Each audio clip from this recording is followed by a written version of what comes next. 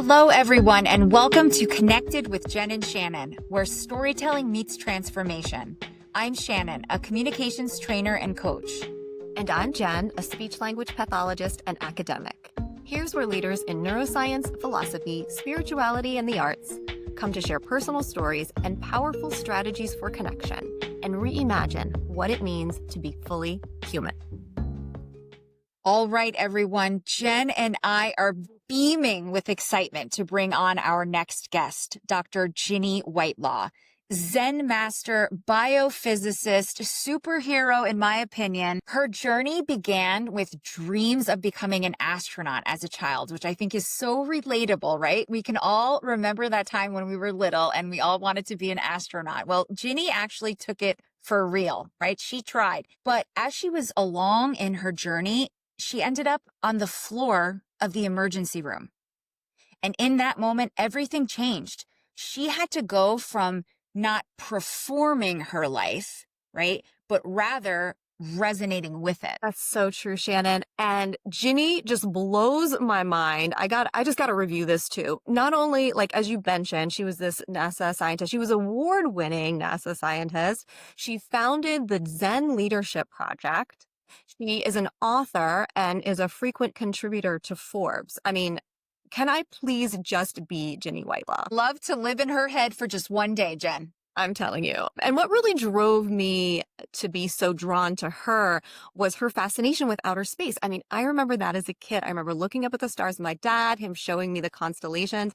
I remember running around and pretending like I was Princess Leia when I was a kid. And so I'm just really drawn to Ginny's story.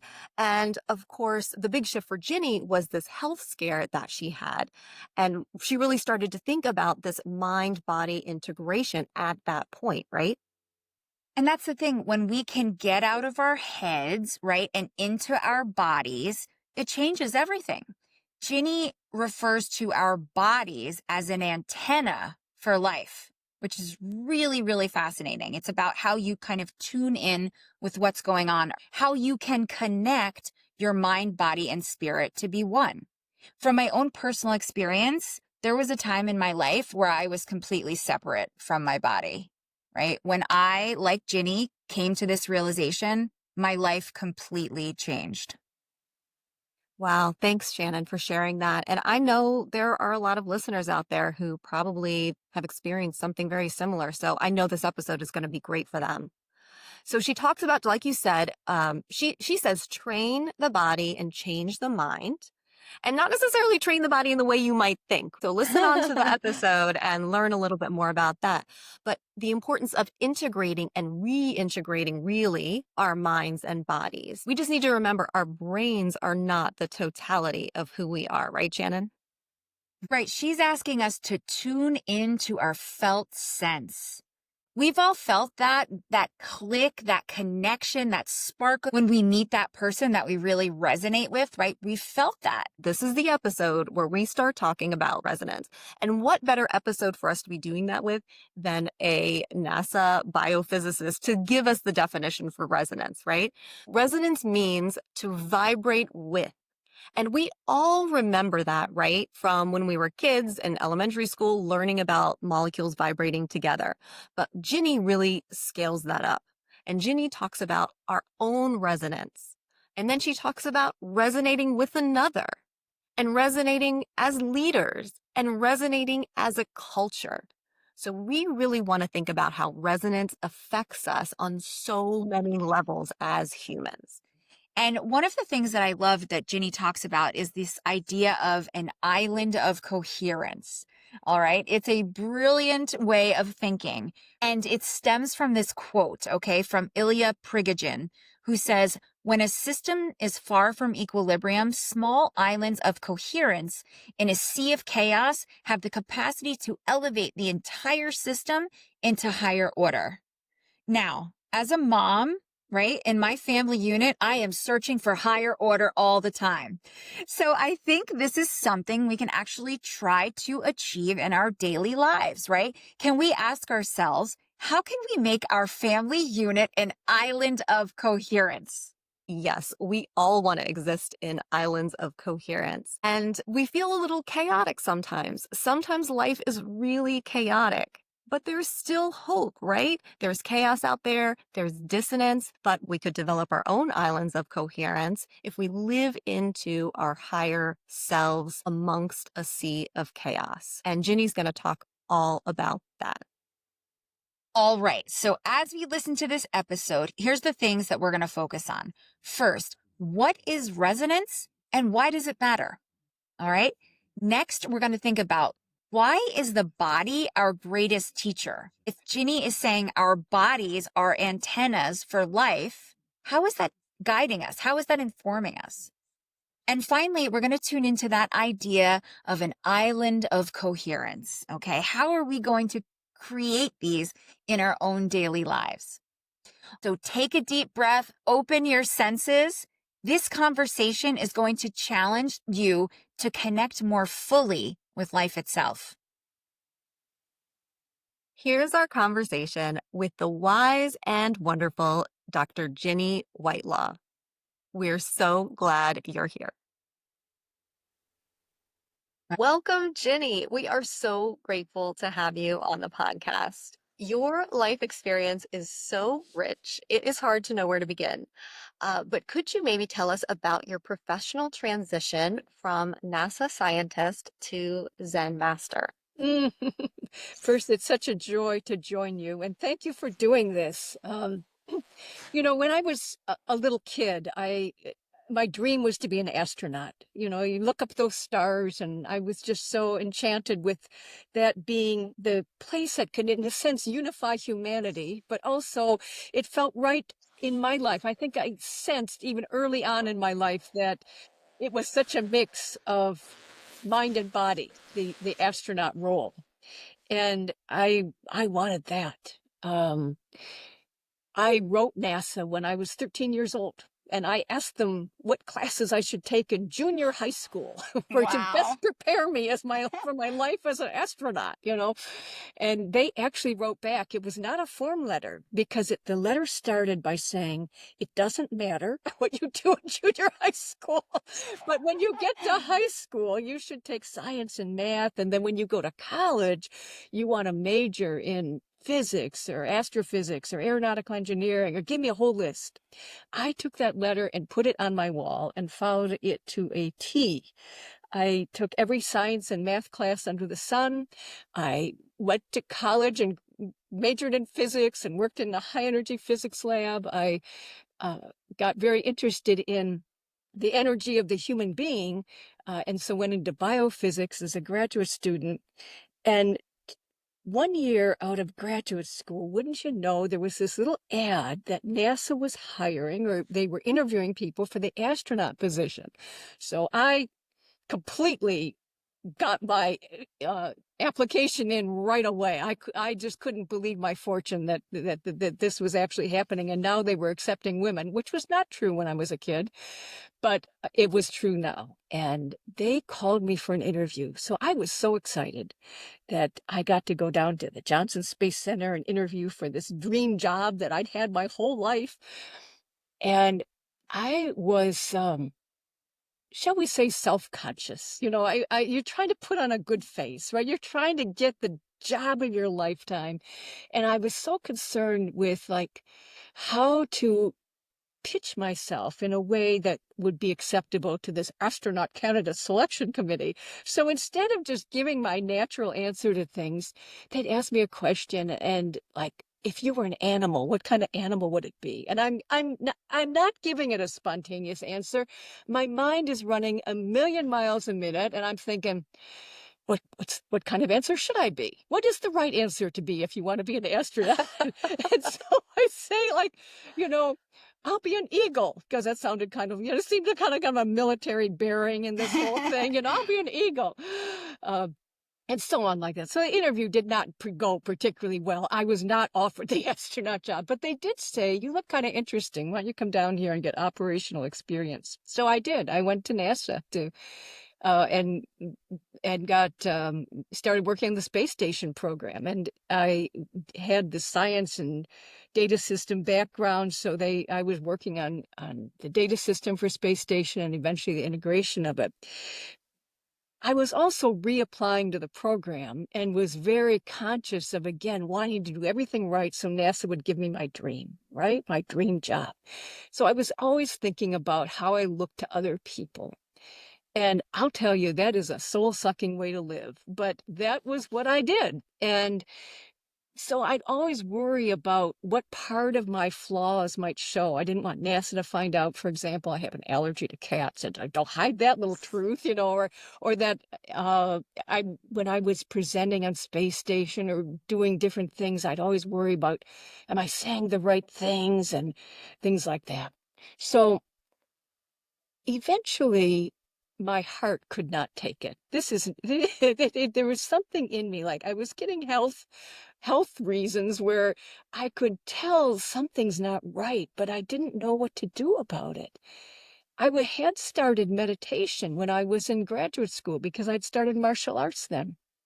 It started just with a simple self-defense class, but it led to finding a world-class teacher in Aikido who was also a Zen guy and said, if you really want to understand what I'm doing and reach the peak of your game, you need to start meditating. And I thought, well, you've got my number, talk about reach the peak of my game. I want to do that. Sure. Right. So I started meditating in graduate school. So I'd had this meditative practice, but I was even gaming that. I was trying to intentionally calm myself down so I could pass an astronaut physical without my racing pulse getting in the way and other things that were starting to act up because something was not right. And this went on for a period of several years where I kept kind of hiding, presenting, how to work the system in a way that NASA would give me my dream. I didn't want them to find out anything that could discourage them from making me an astronaut. Until one day, actually it was one night, it was about 3:27 in the morning, where I woke up with my heart racing over 200 beats a minute. I mean, that feels like a freight train going through your body. And I was pain shooting down my left arm. And I was like, oh my gosh, I'm having a heart attack. So I call the hospital and I tell them what's going on. And they say, we'll send an ambulance. You need to get in here right away. I said, no, no, no, no. Why? Because I'm thinking, oh, NASA could find out. This is how sick I was. I could find out. I drive myself to the hospital and I collapse on the ER floor. And they at that time of the morning, which is now close to 4 a.m, there was no one there, thankfully. So they picked me up and put me on a gurney, and they're checking my blood and doing all the things. They're trying to figure out what's going on with me. But something is lifting out of me where I realize I have to change my life. This is not the way to live, that somehow I thought this was my dream, but this may not be my path. And I have to open up to that. And so something is starting to change in the body, and they're coming back to me. I'm hearing them through muffled tones say, we don't think you had a heart attack. We think this was a panic attack. We can admit you for fuller observation, or you can go home. I go like, I want out of here. So because something is feeling like I'm a new person. And I actually did go to work that day. And it was probably the first day I did really useful work for NASA because I was so lost. I had lost my dream. I had lost my bearings. So all I could do was say, what needs to be done around here? What needs doing? What's of use? And that inside out shift started to change everything. It even changed my meditation. How can this be of service? How can this be of use? So rather than focusing on a self who had a dream, I started to put a self in service. And that led to more changes. It was really when other aspects of my life kind of fell apart and I quit trying to protect its contours that I knew I would just dive whole hog into Zen because I'd had enough training at that point to know that there's some truth in this, that if I give it a chance to come through my life won't be so bad. Ginny, one of the things that you say, and I love this quote, but it is very relevant here. You say, train the body, set the mind free. Yeah. Yeah. How does that align with what you're talking about right now? Well, that's it. When you train the body, it's hard to change the mind with the mind. As you know, even listening to this podcast, you think a thought, here comes another thought, and here comes another thought, and here comes another thought. They're like passwords on a freeway, right? But when you work you're changing the conditions out of which thought arises. You're changing kind of the antenna that's sensing the field. You're changing the whole way that ideas turn into actions through you. So when you change the body, you're changing the more enduring part, or that more habituated part that fuels our thought processes. And it allows you to make deeper change possible. The body leads, right? Yeah, Everything else follows. well, that's even been shown in research. I'm thinking of Benjamin LeBay's work some years ago, where he was saying, we think a thought arises and then we feel something in the body, but it actually happens in the other order. And he could actually measure that it was, 100, 200 milliseconds after the body had a gesture that the mind had a thought, or the brain had a thought. Mind is much bigger than brain, but that the brain had a thought. So we say mind over matter, but there's a real truth in how the body's sensations are giving rise to a condition that we interpret as thought. Thank you so much for your story, Jenny. Another thing in your story that really resonated with me was this disconnection that you had that ended up leading to connection, right? So you mentioned everything fell apart while you were in the hospital, and you felt disconnected from this dream that you had had for so long, which led you then to this deep connection that you had with your work and with the world, right? It was only at that moment that you were able to ask, how can I be of service? Right. And Yeah, it's funny, Jen, how that works, because life is never a straight line, and it's often in those moments where all feels lost, or where we're suffering, or something falls apart, that poof, new life can spring up. I remember in high school reading Dostoevsky, and he would say, seek suffering. And I remember as an optimistic kid thinking, like, why would you ever seek suffering? But I understand the wisdom of that now. But I think the translation may not be seek so much as embrace or accept, but look for the sprout that arises when things fall apart, because it will be there. yeah, I'm thinking, Ginny, about interoception work. So I'm including interoception work with some of the programming that I'm developing with students and clients of mine. And this relates to communication and connection. I mean, that's the work that I do. That's the work that Shannon does. But without reading into our felt sense, right? Without reading into our body, without reading our body signals, we lose how it is that we should be engaging with the world. And so thank you for sharing that information with us, and that thought around the importance of living into our bodies. And the embodiment of this work. And it just resonates out into so many more fields, all fields, literally and figuratively the fields. Well, that's right. It's a funny thing, that human development, because we start out without even having an ego, right? We're just like one blob. We start out, but as we differentiate, part of what happens is this separation of our thinking self from our feeling self, and it's a natural stage of development. I mean, when you think about ourselves in elementary school. I don't know what your elementary school was like, but in my elementary school, we were sitting still at desks while we filled our head with stuff. We were reading, writing, arithmetic, all that stuff, right? And sitting still at desks until we went out for recess. That was the time we got to move our bodies, or gym class. But it was in a way, we're cultivating in our whole modern age is based on a stage of development that in the integral world we'd call rational, or rational stage of development, where the head is in charge.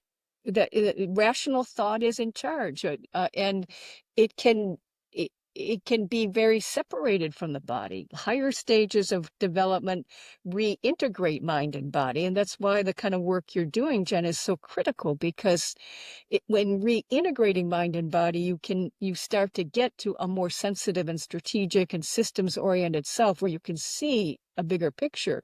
But kind of that rational stage of development, which is, Descartes' "I think, therefore I am" kind of stage of development, is the head is the furthest from the body. There's a kind of calculating ego in charge, trying to figure out stuff that's in its interest. That sense of self characterizes the modern age, and it can be enormously exploitative, and do dominator hierarchies and all those kind of things, because whatever it thinks is in its self-interest. That's not the totality of who we are by any means, but that can be a dominant stage that informs the ego's actions. Ginny, can you help our audience understand just basically when you say resonance, what are you talking about? This is a real thing we're talking about, right here, Ginny? Resonance is not just a metaphor. It's a lived field. It's a real thing. It's so real and so prevalent. It's like not noticing the water we're swimming in.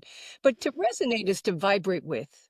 It's to vibrate with. And so even how you're hearing my voice right now, my voice is vibrating air molecules into these little microphones that are going through wires and all kinds of cables and optic fibers and whatever, that end up coming into your headphones, vibrating your ears, setting off a relay in your nervous system that you interpret as words. That whole chain is an example of one thing vibrating the next thing, right? And that the reason it's useful to think about resonance is that it operates at all scales. It's the principle by which energy changes form. When waves come together, if they're in the same range, they interact with each other. They are going to change. And yet it's also very specific. Not everything resonates with everything else. There's a specificity, just like our eyes can see a range of vibrations that we call visible light, but they don't see gamma rays, they don't see cosmic rays. We can hear a range of frequencies that we call sound, but we don't hear red. We see red. So what we call red.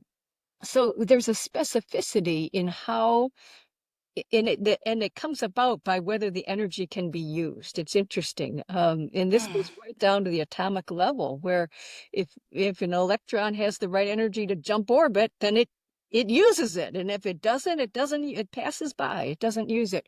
So this resonance is a principle at every level, right up to the leadership level, where we don't resonate with all leaders. There's certain people that we go, or teachers or teachings, or some things light us up and some things, not so much, right?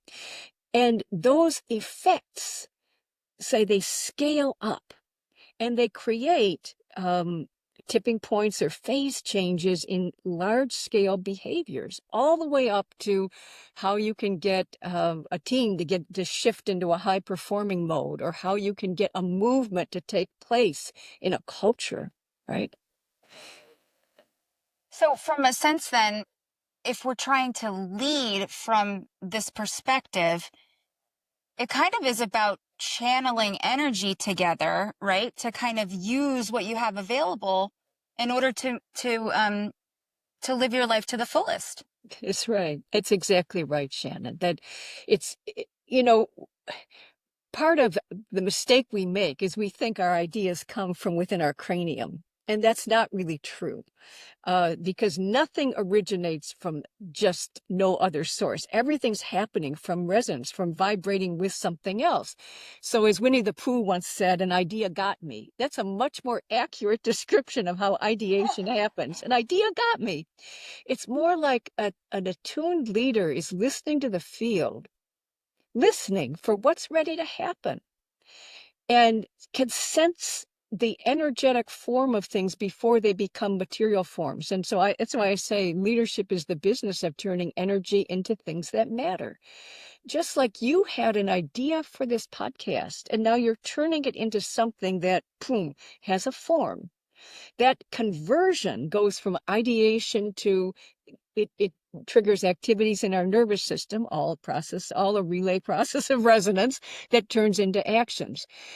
So when a leader is very sensitive to something ready to happen and can bring other people who resonate with that leader into listening, co-listening, if you will, everyone's going to hear it maybe a little different because we all have a portal on that field, and we all have a little different portal. That's why diversity is so important, because no single view is going to see the whole thing. But when you start to triangulate from a few views of deep listening with a common goal, you create something where you can make bigger things happen with a co-sensing team. That principle is really coming together in our time as a way of understanding how we can make things happen without just dominator hierarchies or control, which doesn't work so well in really complex systems. How you can make things happen through co-listening, co-sensing, common goals, and multiple points of view that help us move forward. Wow. Jenny, that is amazing. I couldn't write fast enough, as I always am scribbling so fast when you're speaking. I have a couple of things I would love to share. One, as you're speaking about resonance and being sensitive to the field before a form takes form, right? It reminds me of education, actually, the root of the word education, educe, which I have learned means to draw out, which fascinates me because in this context, right? Yeah. Because in a previous iteration of myself, I've thought of myself as a teacher to give information, right? My job is to deliver and for you to, take it into your cranium as you're mentioning, right? But rather, maybe what education is being present in the field so that that knowledge can be drawn out from you because it already exists. Isn't that Beautiful. a lovely possibility? Yes, it is. Giving me hope, Jen. Thank you. Thank you, Jenny, because I had never been able to square that circle of thinking about drawing out in terms of education until you were sharing this notion of the field and creating the form that exists in the field. And thank you also for sharing the importance of diversity from this perspective, because as if I got this right, each diverse individual has a different portal into the field, and so we can all have the same goal, but we can't come at it from the same direction. We can't bring this. We cannot deliver. We can't create. We can't create what needs to be created if it's an individual. What are your thoughts on that? Yeah, well, an individual is I'm going to see things through a particular portal, right? And that's going to get filtered through a particular set of life experiences and knowledge. Shannon's going to see it through a different portal. You, Jen, are going to see it through another portal. And when we start to put these things together, we actually get toward deeper truths, because there's going to be something in common and something different about how each of us sees it. So we're going to be able to start to work that where we don't, where some different points of view are actually really needed and valuable. It's like the old story of different blind people feeling different parts of an elephant. Our hands are only going to touch certain parts of it because of who we are and how we're positioned in space-time, right? So we're only going to get a certain part of it. But when we put it together, now we're getting, whoa, something in the field that's resonating in common with all of us, but coming through different antenna, different sets of hands and feet, and different skills and mindsets and abilities, and and now we can start to partition who does what with this, right? That's how we can work out our roles on a team and things like that. Maybe in that sense, it's fuller, right? It's definitely a fuller response. It's a fuller response. I almost think of it dimensionally. It's pretty flat when you look at it just from one point of view, but you start to get its dimensionality from multiple points of view. And Shannon, I know you have so much to share and ask right now. So much. So we're talking about this field, right? And I want our listeners to understand what that means. So, we have been kind of talking about this through all of our podcasts. We've talked about the field, and I figured this is a time to kind of dig into what you mean by that. Because one of my favorite things that you say, and this landed with me when I heard you say this, and every person that I've said this to since has had the same reaction. What it is you say this body is your antenna for life. Ginny, help us understand, if we're living in this field of energy and our body is the antenna, that gives us tremendous agency. Tremendous. That's why you have this life, because we just have to figure out what we came here to do. I mean, but for sure. So again, we can look at the senses very specifically, and we can see the eyes are an antenna for visible light, the ears are antenna for audible sound, the little hairs on our skin are antenna for moving air currents and the frequencies of air movement. So those are the senses we name, but we have a capacity to sense energies we don't name, like the feeling of a relationship. When you feel in sync with somebody, we don't actually name that sense, but we've got it. Or all those interoceptive senses that we were talking about earlier, we've got those. So what is this field that we're talking about? It can sound woo-woo, it can sound abstract, it can sound out there, but here is the physics of it. Empty space is not empty, and solid is not solid. That's the truth of it. And when physics tried to look at the very small to see what's the atom of the, what's that indivisible something that everything's made of, it got down into realizing that they got on what's called the quantum realm, the quantum physics of that you get to a place where you first realize that even atoms are mostly space. They're not really particles. But if you look at the particle, it's not really a particle. It's also a wave, a probability wave. So it's a field. But if you look for it, it's here. That was the wave-particle duality that physics, the whole experiments, these are about 100 years old now. So this has been known for a long time, that they have this whole experimental setup where they're going to fire one proton, or one electron through a little slit, and they get a waveform. And the only way you can get that is if it's also a wave. But if they looked for it here, it was here. If they looked for it there, it was there. Well, how can one thing be in two places? Because the process of perception is what turns the wave into the particle. That is amazing. That is amazing. So here we are. Scale that up now to the seeming empty space around you right now, listening to or developing this podcast. We have all this air, but we know it's not really empty because it's full of air. But if you keep looking more and more fine, it's rife with all kinds of energy. We are in a field, a sea of energy, and that energy stirs us. We vibrate with a lot of it. And when we can kind of sense something, and an example of this might be, think of a person really well, and how you can sometimes know what they're going to say next. You could just feel it right before they say it. Or in martial arts, we did this all the time. You can sense when somebody's ready to punch or kick or act on you before they do it.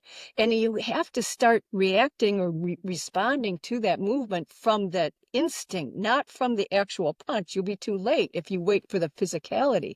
You have to sense the signal before it happens. So we're used to this and can make very practical use of it, but we don't really think through what that means in terms of how it is we are always sensing and reading a field and working with it that way.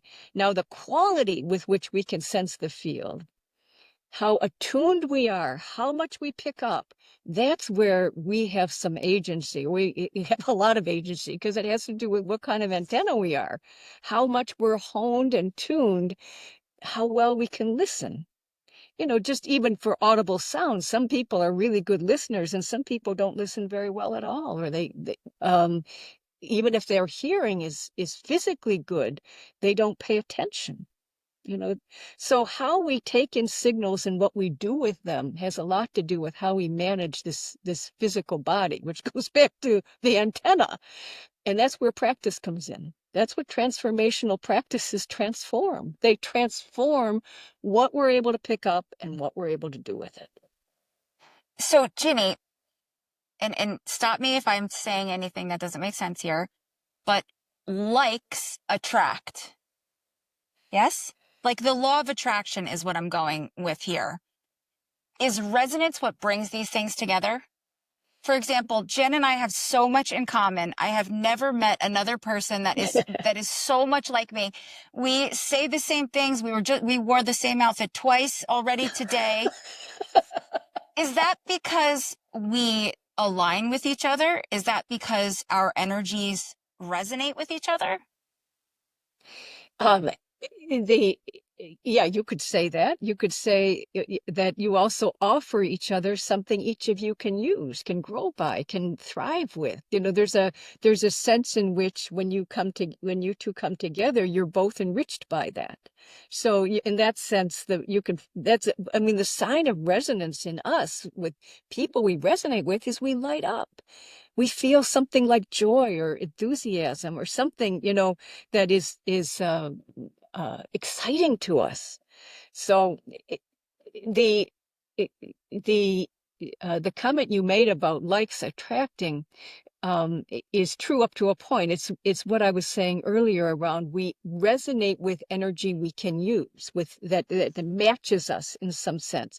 There's also could be important senses in which differences attract, where and you see this in couples a lot where there's something deeply in common. So there's resonance, but there's also a difference so that they can triangulate on life, right? So again, they're seeing life through a couple of different sets of capabilities or skills or temperaments or whatever. So what we find in our it's not as simple as likes attract or unlikes attract. It's more like this wonderful dynamic mix where there has to be enough similarity or match for that resonance to happen, and then maybe some difference that helps us be more than one, be one plus, if you will. In why you and Jen chose to work together in putting a podcast together, where either of you could have done this on your own, but there was some added value to the combination, right?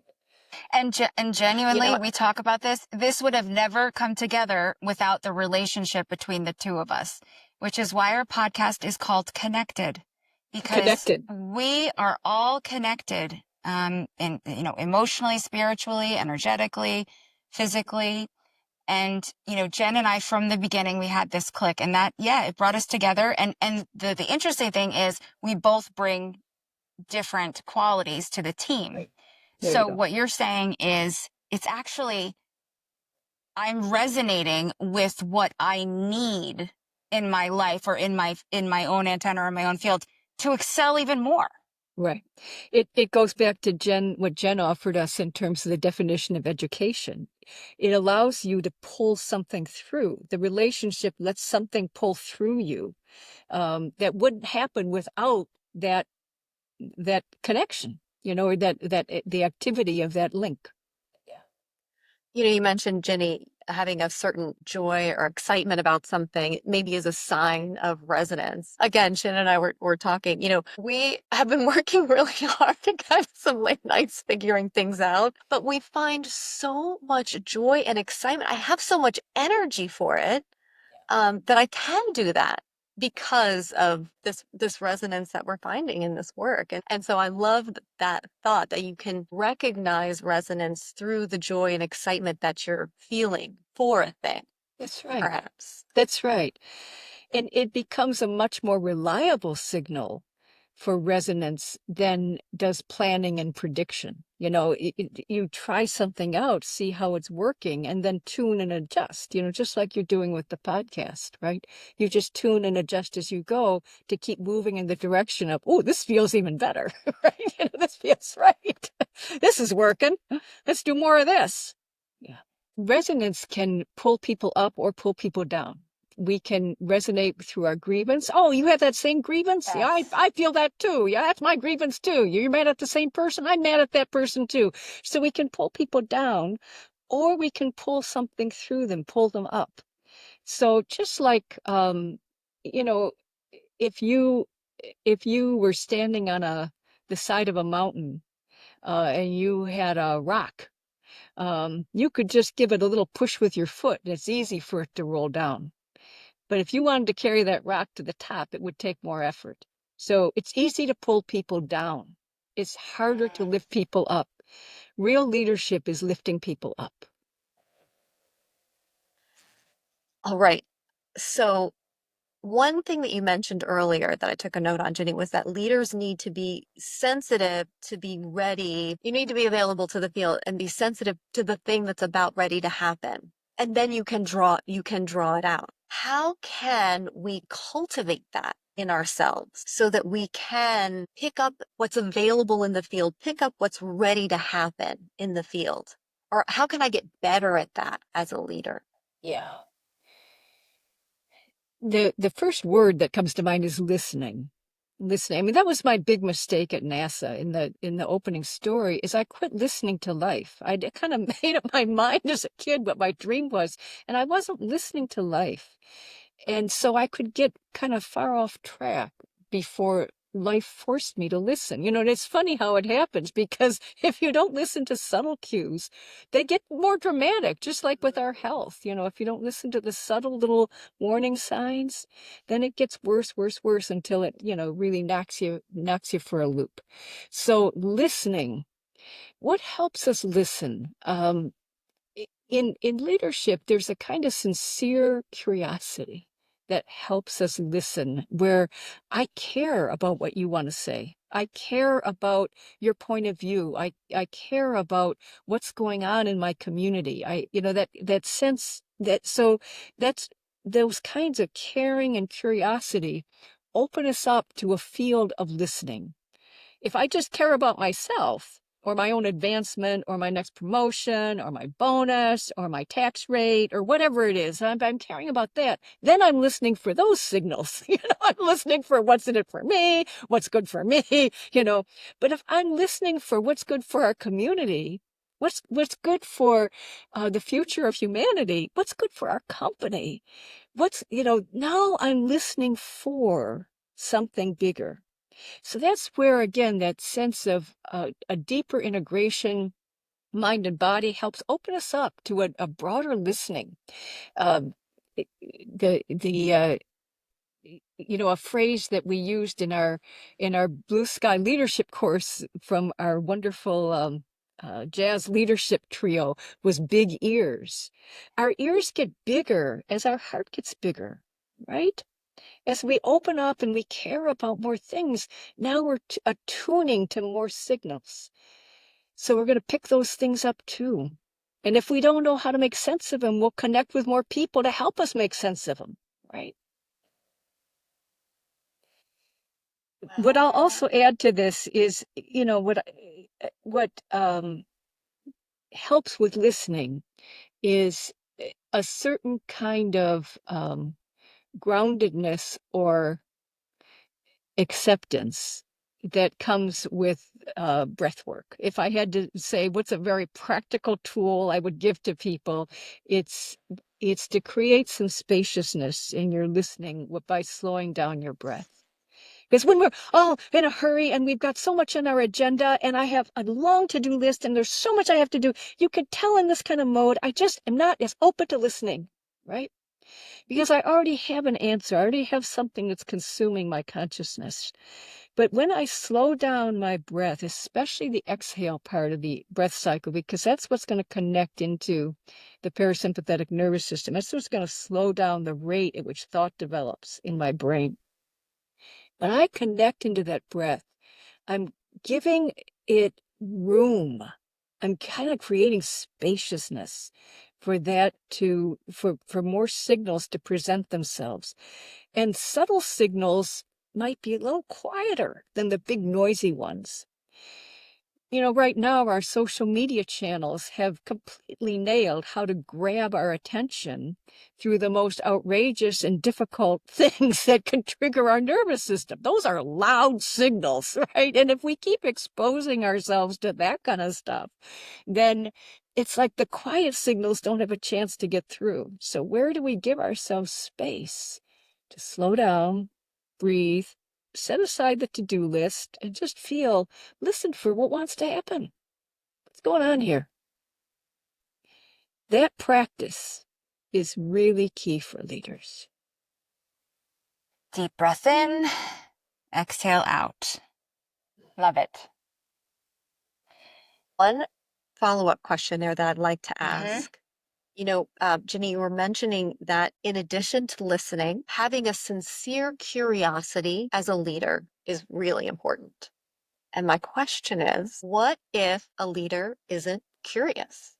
Or what if I lead with someone who doesn't demonstrate curiosity? Can I foster that? Can I create elements of curiosity in myself or in others?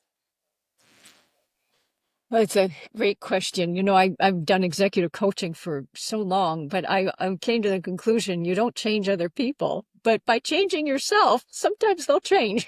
So I like how you framed that, Jen, where by expressing your own curiosity, it might stimulate someone else. That part of the role of leadership is to be a resonant example of what's possible. And modeling that curiosity might be the best way to stimulate it in someone else. Certainly you don't want to wag your finger and say, you should be curious.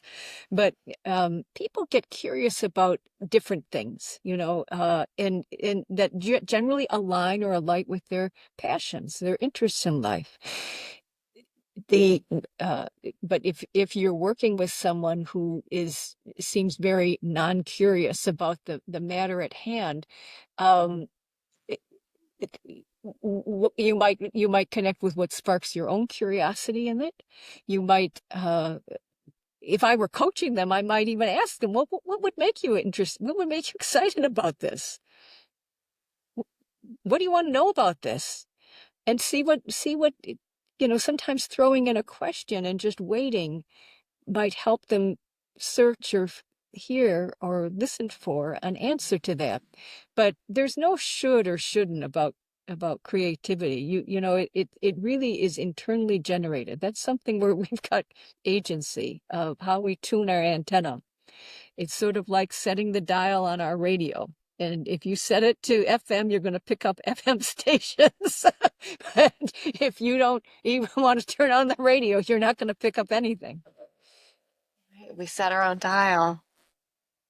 Ginny, one of the ideas that you talk about that I really love, and I think that this is relatable to everyday life, sometimes these problems that we have in the world, they seem very overwhelming, and it's hard to kind of bring it back to your own self and what you can do and how you can make a difference in this minute, in this day, in this week, in this life.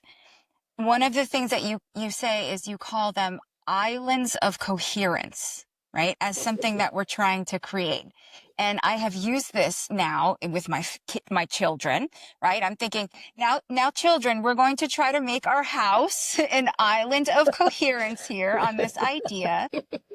First, it was Ilya Prigogine Okay. and his colleagues who came up with that phrase of islands of coherence. But I was really intrigued by it even in graduate school when I was learning about his work, and remain intrigued about it now from a leadership point of view, where it's the especially because we know that our own human body can be more or less coherent, and it has an effect on the field around our body. You know, you and I, all of us, are exerting an electromagnetic field that, uh, it- and we're part of the field, and we're sensing the field. We're adding to it, and we're part of it.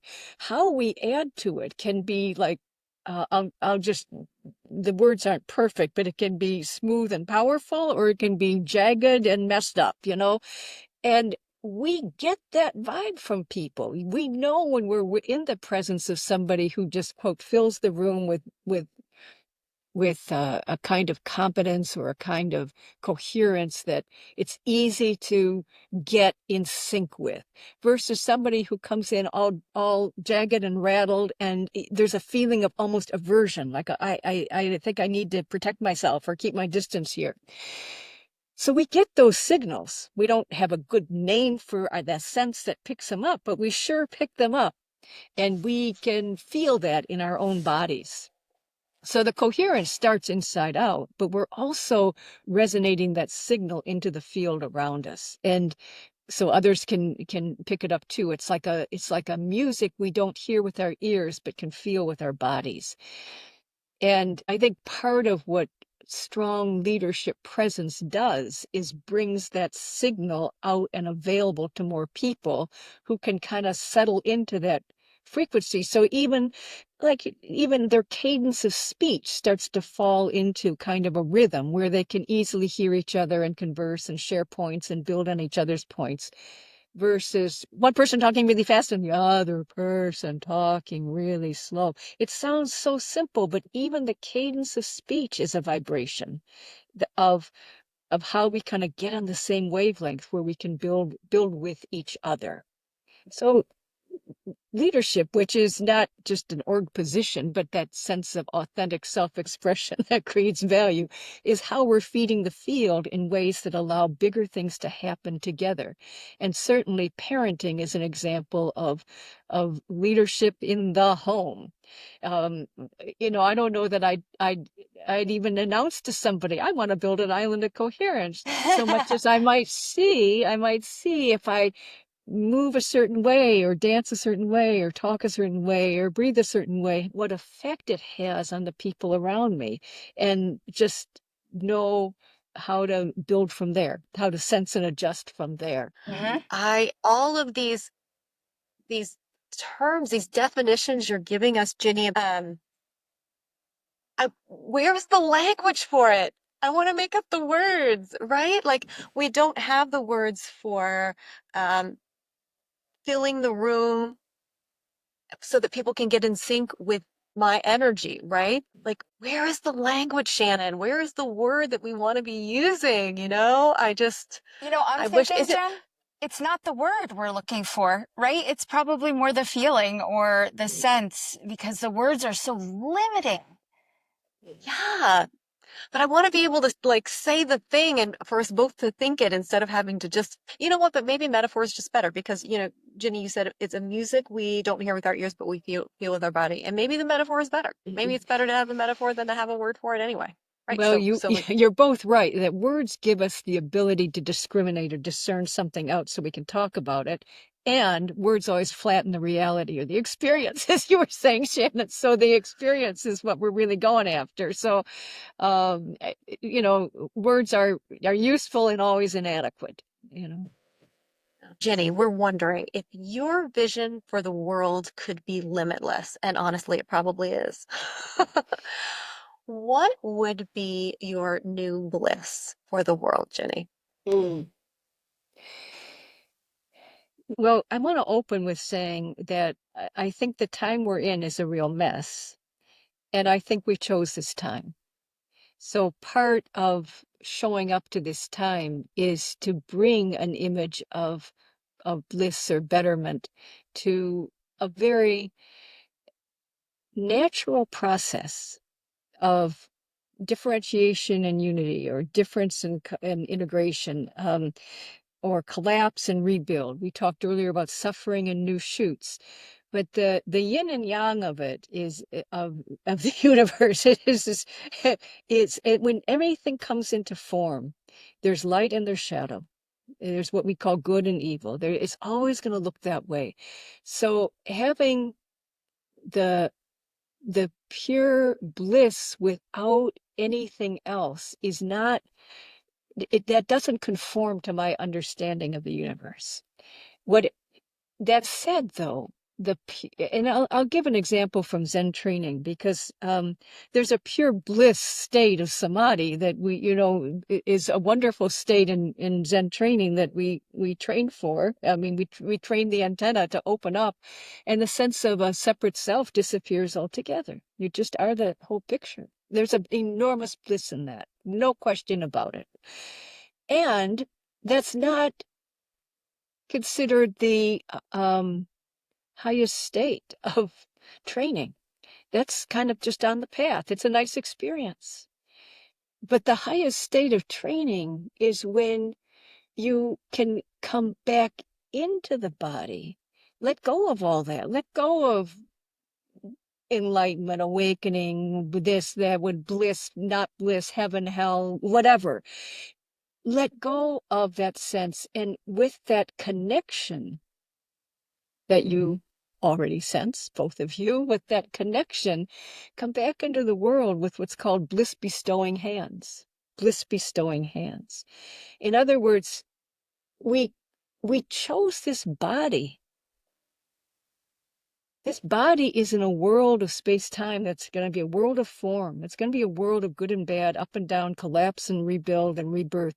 So let us bring bliss bestowing hands into this world and serve it to help pull things through to what you've heard me talk about, evolutionary order. The direction of evolution is toward unity consciousness. It's toward greater consciousness. So we pull people up. We pull people toward it. And my vision for this time in the world is we're in a collapse time, because so many forces are coming together where old orders are falling apart. And they sort of have to. I mean, I might have liked them, you might have liked them, and yet something's fallen apart. So how to serve this time in ways that pull people through to that more integrated consciousness that we find what's on the other side. Because it's not going back. It's not going back even to what we thought we liked from some earlier decade. It's more going forward. The image of bliss for me is how we can have a critical mass of people with bliss bestowing hands to face whatever in our smelly world of space-time, to pull through to even greater humanity, greater consciousness. Because what's this all about anyway? It's through our consciousness that the universe reveals itself to itself. So, Ginny, can AI help in this awakening process? it could. It very much could, because right now AI is going to be pulled in both directions by both forces. The forces, you could say, of good and evil, the forces of evolutionary purpose and the forces of I want to get rich, and both forces are going to pull on it.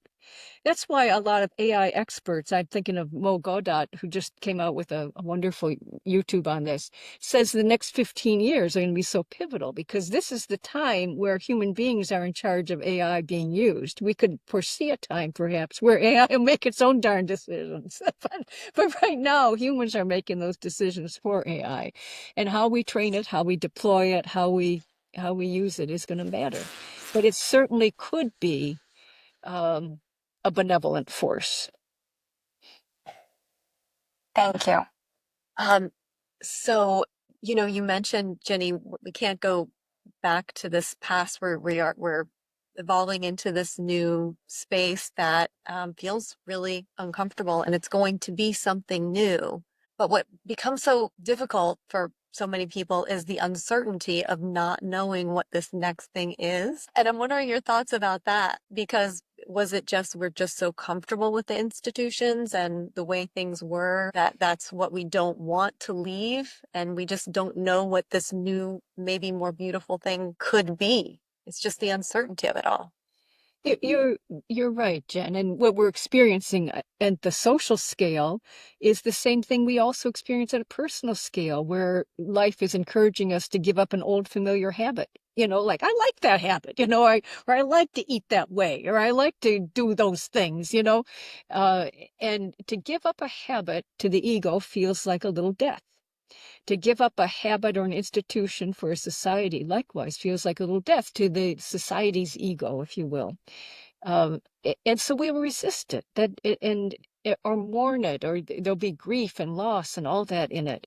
And to go back to where we started with suffering, on the other side of that, new shoots emerge. How do we sense those new shoots? That's where, again, the leader who's attuned to the field will sense it first. And the one who's curious and caring about finding it will sense it first. Yeah?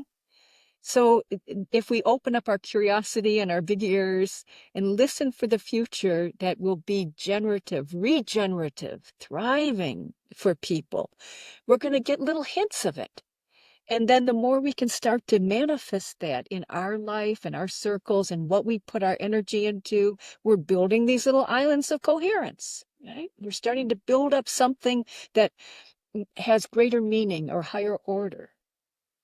So and again, it's out of those islands of coherence that the new order eventually emerges through a kind of tipping point or phase shift when enough people have gotten there. The islands are big enough, right? Ginny, I'm hanging on to every word that you're saying with great interest.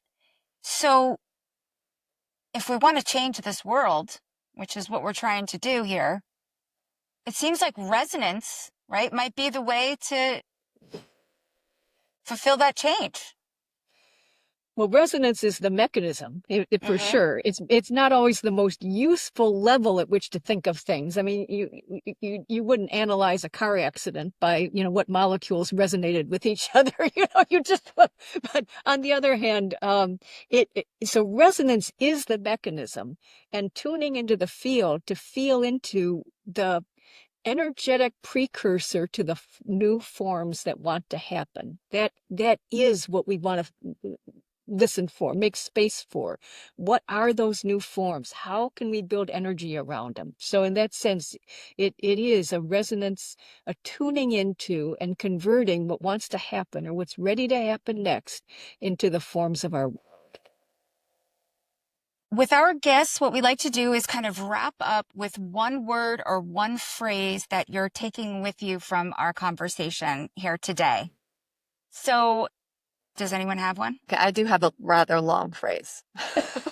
Go for it, girl. Because Ginny, there's just so much that you're sharing and so much to learn. I'm taking away tuning in to what forms want to happen. I want to make myself available. I want to work to make myself available as a leader, to be tuning in to what forms want to happen so I can help create that new reality.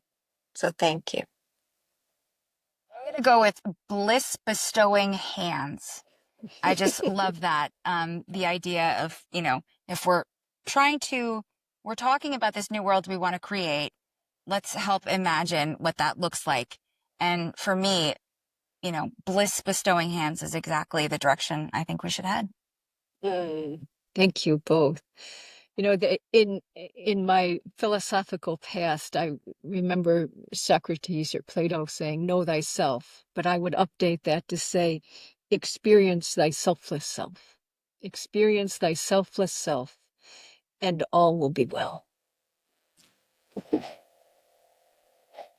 I think that is where we wrap up this conversation, Ginny. Thank you so much for your wealth of knowledge, experience, and for sitting down and talking on our podcast, Connected with Jen and Shannon. Thank you so much, Ginny. Okay, everyone, we have something really important to ask, right? Jen and Shannon are over here trying to save the world, and we need your help. This is how you can help us. Go to Spotify, go to Apple Podcasts, go to YouTube, and hit like and subscribe. And let us know what you think. And here's the thing, we're building a community, and this is the first step. We can't wait to see you there.